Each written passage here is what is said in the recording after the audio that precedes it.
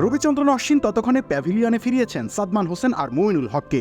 তবুও কি মনে করে ইনিংসের সেরা বোলারকে ডাউন দ্য উইকেট এসে মারতে চাইলেন মুশফিকুর রহিম, কিন্তু ব্যাটে বলে ঠিকঠাক সংযোগ করতে পারলেন না, ধরা পড়লেন মিড উইকেটে। অহেতুক ঝুঁকি নিতে গিয়ে দলকে খাদের আরও কিনারায় পৌঁছে দিলেন তিনি। এই নিয়ে পঞ্চমবারের মতো অশ্বিনের বলে আউট হয়েছেন টাইগার ব্যাটার। মাত্র 11 ইনিংসে দেখা হয়েছে দুজনের, এর মাঝে 5বারই অশ্বিনের ঝুলিতে গিয়েছে এই ব্যাটার। তবে রান যে করেননি তা কিন্তু নয়, সব মিলিয়ে 207 বল মোকাবেলা করে 143 রান করেছেন তিনি। মুশফিক নিজের ক্যারিয়ারে একই বোলারের বিপক্ষে এতবার আউট হয়েছেন এর আগে একবারই। লঙ্কান স্পিন কিংবদন্তি রঙ্গনা হেরাত তাকে 5বার আউট করেছিলেন। এবার অশ্বিন বসলেন হেরাতের পাশে। তবে ভারতীয় তারকার সামনে সুযোগ আছে এককভাবে শীর্ষে উঠে আসার।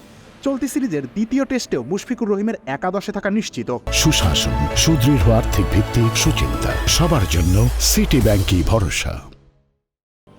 তিনি নিজেও থাকবেন, তাই তো 2 ইনিংসেই তার বিপক্ষে হয়তো বল করার সুযোগ পেয়ে যাবেন। সেক্ষেত্রে অন্তত একবার যদি এই ব্যাটারকে আউট করতে পারে, তাহলেই হেরাতকে ছাড়িয়ে ষষ্ঠবারের মতো মুশির উইকেট ঢুকবে তার ঝুলিতে।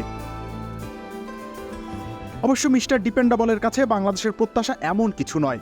একই বোলারের কাছে বারবার আউট হওয়াটা তার কাছে অপ্রত্যাশিতই বটে।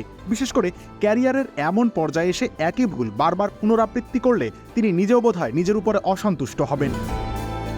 এখন দেখার বিষয় দ্বিতীয় টেস্টে রবিচন্দ্রন অশ্বিনকে জবাব দিতে পারেন কিনা এই তারকা।